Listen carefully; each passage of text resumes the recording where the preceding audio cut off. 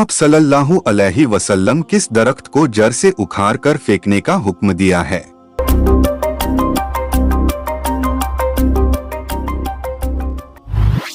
जवाब, गरगद का दरख्त। हजरत अबू हुरैरा रजी अल्लाहु अन्हो से रिवायत है कि रसूल अल्लाह सल्लल्लाहु अलैहि वसल्लम ने फरमाया, क़यामत उस वक्त तक कायम न होगी जब तक मुसलमान यहूदियों से जंग न करें। उस वक्त में मुसलमान यहूदियों को मार डालेंगे, यहाँ तक कि यहूदी पत्थरों और पेड़ों के पीछे छुपेंगे तो पत्थर और पेड़ बोल उठेंगे, ऐ मुसलमानों, मेरे पीछे एक यहूदी छुपा हुआ है, आओ और उसे मार डालो। सिवाय गरकद के दरख्त के। वह नहीं बोलेगा क्योंकि वह यहूदियों का दरख्त माना जाता है, इसलिए गरकद के दरख्त को काटने का हुक्म दिया गया है। यह हदीस आमतौर पर क़यामत की निशानियों में और मुसलमानों और यहूदियों के बीच आखिरी जंग से जुड़ी हुई है। आप सल्लल्लाहु अलैहि वसल्लम ने उस शख्स के लिए क्या फरमाया जो किसी के सामने उसकी तारीफ करता है?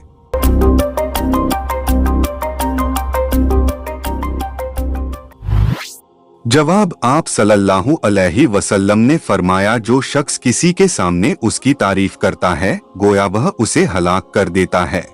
मेरे प्यारे दोस्तों, आपसे गुजारिश है कि हमारे चैनल को सब्सक्राइब कर लें और बेल आइकन को प्रेस कर दें ताकि ऐसे ही इस्लाम से जुड़ी सारी बातें जानने को और सीखने को मिले। शुक्रिया। क्या आप बता सकते हैं कि कुरान पाक का हक क्या है?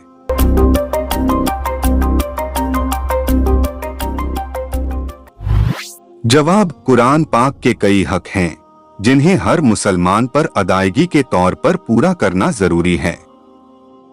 ये हक इस बात पर आधारित हैं कि कुरान एक अल्लाह की किताब है जो इंसान की हिदायत और रहनुमाई के लिए उतारी गई है। नंबर 1, कुरान पर ईमान और यकीन रखना।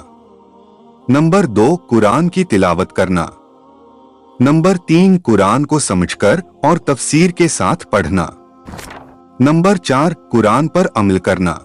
नंबर 5, कुरान को दूसरों तक पहुंचाना।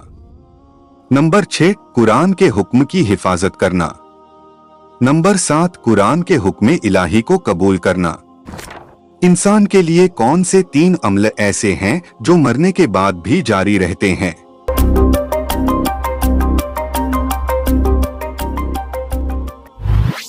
जवाब, हजरत अबू हुरैरा रजी अल्लाहु अन्हु से रिवायत है कि रसूल अल्लाह सल्लल्लाहु अलैहि वसल्लम ने फरमाया, जब इंसान मर जाता है तो उसके सारे अमल खत्म हो जाते हैं सिवाय 3 अमलों के जो उसके मरने के बाद भी जारी रहते हैं। नंबर 1, सदकाए जारिया, ऐसा सदका जो इंसान दूसरों की भलाई के लिए करता है और जिसका फायदा मरने के बाद भी लोगों को मिलता रहता है, जैसे मस्जिद बनवाना, कुआं खुदवाना, स्कूल या अस्पताल बनवाना, जिससे लोग लंबे वक्त तक फायदा उठाते रहें। नंबर 2, इल्म नाफे, वह इल्म जो इंसान दूसरों को सिखा कर जाता है और जो लोगों को फायदा पहुंचाता रहे, जैसे किसी को इस्लामी तालीम देना, अच्छे अमल सिखाना या ऐसा इल्म जो समाज के लिए फायदेमंद हो। नंबर 3, नेक औलाद जो उसके लिए दुआ करे, ऐसे औलाद जो नेक हो और अपने मरहूम वालिदैन के लिए दुआ करते रहे। औलाद की गई नेकियां और उनकी दुआएं मरने वाले के लिए सवाब का जरिया बनता है। क्या आप जानते हैं कि किसी को गाली देने का क्या अजाब है?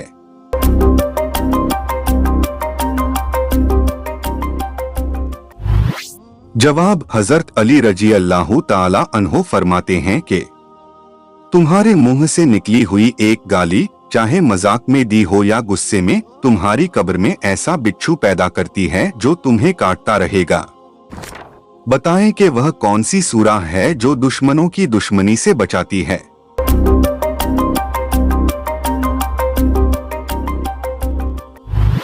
जवाब, सूरा कौशर।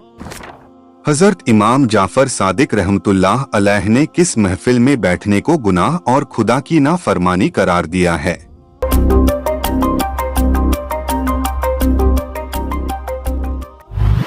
जवाब, वह जगह जहां अवलियाए खुदा का अपमान किया जाता हो या मजहब का मजाक उड़ाया जाता हो, ऐसी महफिलों में बैठना गुनाह और अल्लाह की नाफरमानी है। इसका मतलब यह है कि ऐसी जगहों से बचना चाहिए जहां अल्लाह के महबूब बंदों, मजहब या मजहबी तालीम का अपमान हो रहा हो। ऐसे जगहों पर मौजूद रहना और उनका हिमायत करना गुनाह की दर्जा में आता है। हजरत इमाम जाफर सादिक रहमतुल्लाह अलैह ने हमें यह नसीहत दी है कि हम हमेशा अपनी दोस्तों और माहौल को चुनते वक्त होशियार रहें ताकि हम अल्लाह की नाफरमानी से बच सकें। आप सल्लल्लाहु अलैहि वसल्लम अंगूठी किस हाथ की किस उंगली में पहनते थे?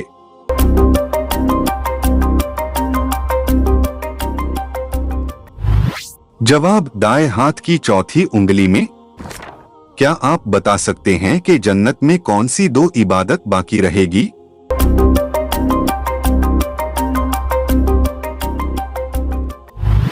जवाब, ईमान और निकाह। आप सल्लल्लाहु अलैहि वसल्लम और हजरत इदरीस अलैहिस्सलाम के दरमियान मुलाकात कब और कहां हुई?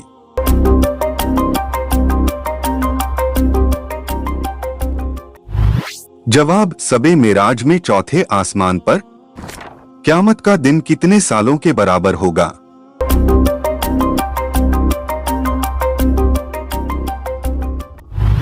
जवाब, 50,000 साल का।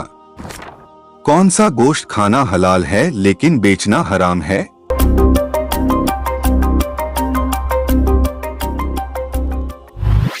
जवाब, कुर्बानी का।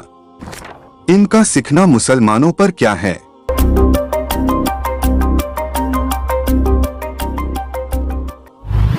जवाब, फर्ज है। हदीस पाक में फर्ज नमाज के बाद सबसे अफजल नमाज किसे कहा गया है?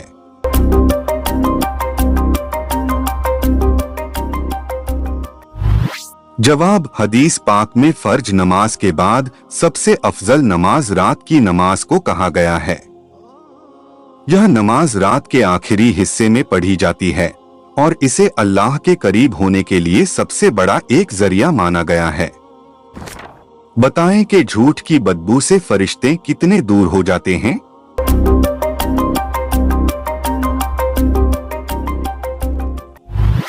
जवाब, 1 मील दूर। वह कौन सी नमाज है जो कज़ा हो जाए तो 5 नमाज पढ़ी जाती है?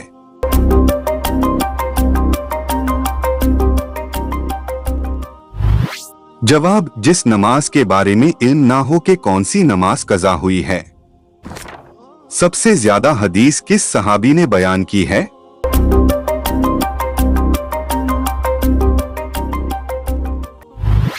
जवाब, हजरत अबू हुरैरा रज़ियल्लाहु ताला अन्हु ने। वह कौन सी इबादत है जो हर हाल में कबूल होती है?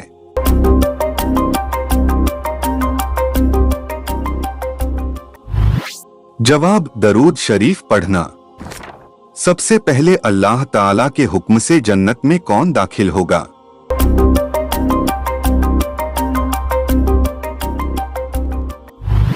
जवाब, हजरत मोहम्मद सल्लल्लाहु अलैहि वसल्लम। क्या आप बता सकते हैं कि कुरान मजीद की वह कौन सी सूरह मुबारका है जो 2 मर्तबा नाजिल हुआ?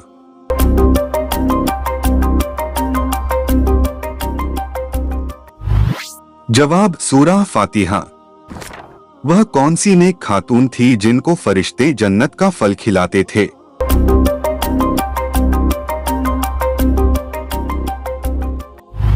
जवाब, हजरत मरियम अलैहिस्सलाम को। हस्र के मैदान में कौन सा फरिश्ता लोगों को बुलाएगा?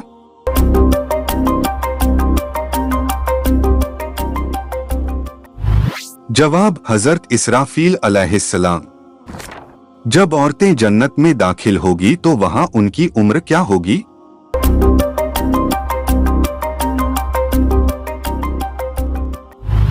जवाब, जन्नत में सभी लोगों की उम्र 33 साल होगी, चाहे वे मर्द हों या औरतें।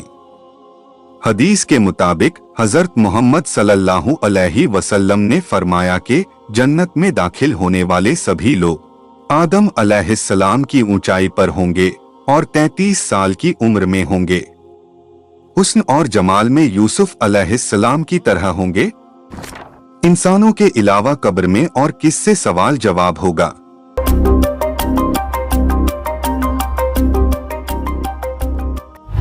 जवाब, जिन्नात से। क्या आपको मालूम है कि कुरान मजीद की तिलावत करने पर क्या अजर मिलता है?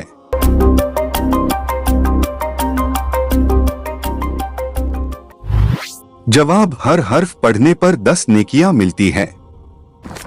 दुनिया में कौन सी चीज पीने से जन्नत में हूर मिलेगी?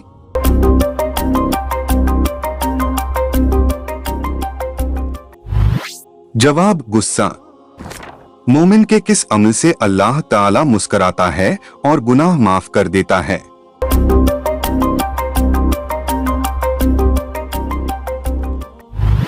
जवाब, आसमान की तरफ सर उठाकर इस्तग़फ़ार करना। वह कौन सा दरख्त है जिसको अल्लाह ताला ने अपने दस्ते मुबारक से उगाया है?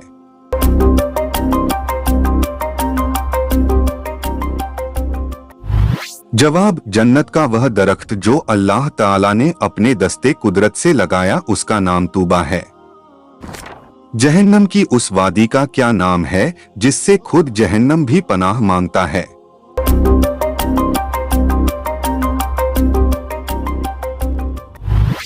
जवाब, जहन्नम की उस वादी का नाम वेल है। जो जानबूझकर नमाज कज़ा करता है उसको इसमें डाला जाएगा। ख़वातीन के लिए जेब व जिनत को छुपाने का हुक्म किस सूरह में आया है?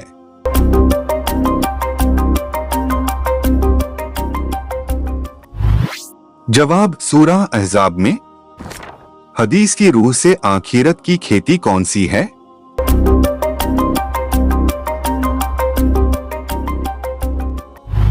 जवाब, हदीस की रूह से दुनिया आखिरत की खेती है। जब बच्चा पैदा होता है तो बताएं कि दाएं कान में अजान कहना चाहिए या बाएं कान में?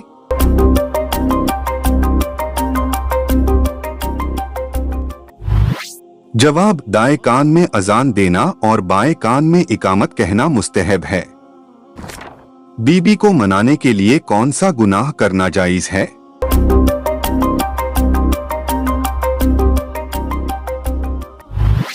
जवाब, झूठ बोलना। नजरे बद से बचने के लिए कौन सी चीज खानी चाहिए?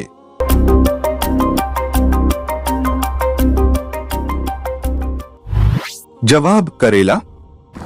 मौत के वक्त इंसान पर कौन सी सूरह पढ़ने का हुक्म है?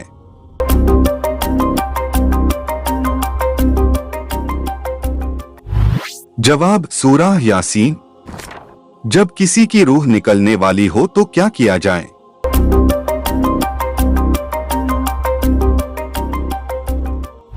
जवाब, जब तक रूह गले को ना आए उसे तलकीन करें। तलकीन करने वाला कोई नेक शख्स हो। ऐसे वक्त में नेक और परहेजगार लोगों का उसके पास होना बहुत अच्छा है और उस वक्त वहां सूरह यासीन की तिलावत और खुशबू होना मुस्तहब है।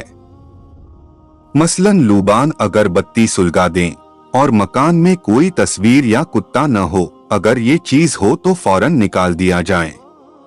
जहां ये सब होती है वहां रहमत के फरिश्ते नहीं आते और उसकी रजा के वक्त अपने और उसके लिए दुआएं खैर करते रहे और कोई बुरा कलमा अपने जबान से न निकाले, क्योंकि उस वक्त जो कहा जाता है मलाइका उस पर आमीन कहते हैं।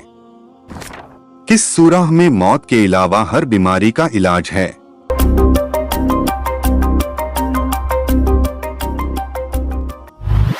जवाब, सूरह फातिहा। इस्लाम से पहले अक्सरियत किस मजहब की थी?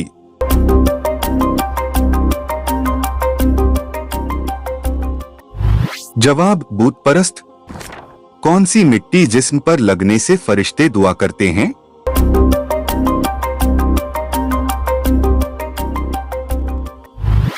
जवाब, सजदे की।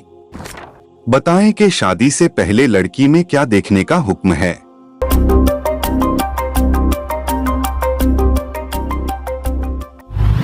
जवाब, शर्मो हया। क्या आप बता सकते हैं कि सबसे कम वक्त किस नमाज में मिलता है?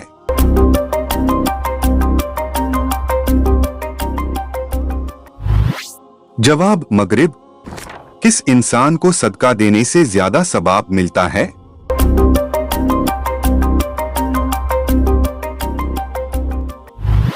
जवाब, गरीब रिश्तेदार को।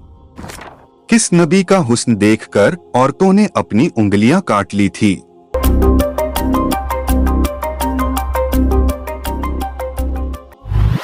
जवाब हजरत यूसुफ अलैहिस्सलाम। कुरान मजिद की कितनी सूरतें जानवरों के नाम पर है?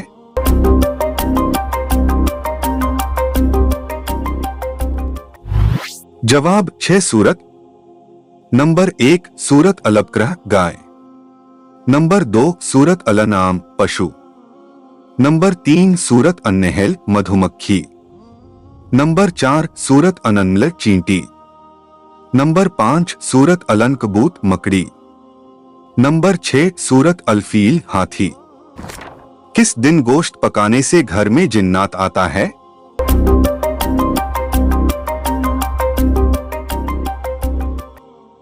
जवाब डॉक्टर अलाउद्दीन असासी ने अपनी किताब इल्मे रूहानियत में लिखते हैं कि ये बात तो साबित है कि हर घर में कुछ ना कुछ जिन्नात या उनके असरात पाए जाते हैं, और जिस घर में रोजाना गोश्त पकता है वहां जिन्नात के आने का इम्कान ज्यादा होता है, और हड्डियों पर मौजूद गोश्त जिन्नात का पसंदीदा खुराक होता है।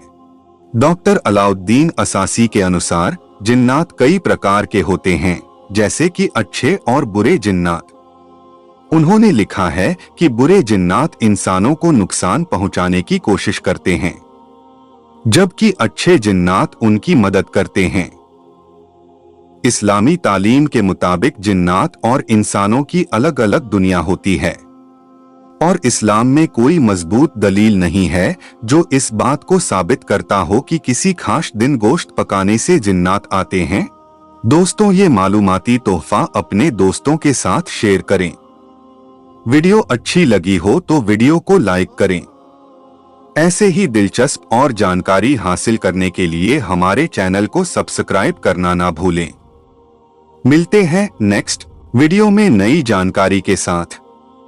तब तक के लिए अल्लाह हाफिज।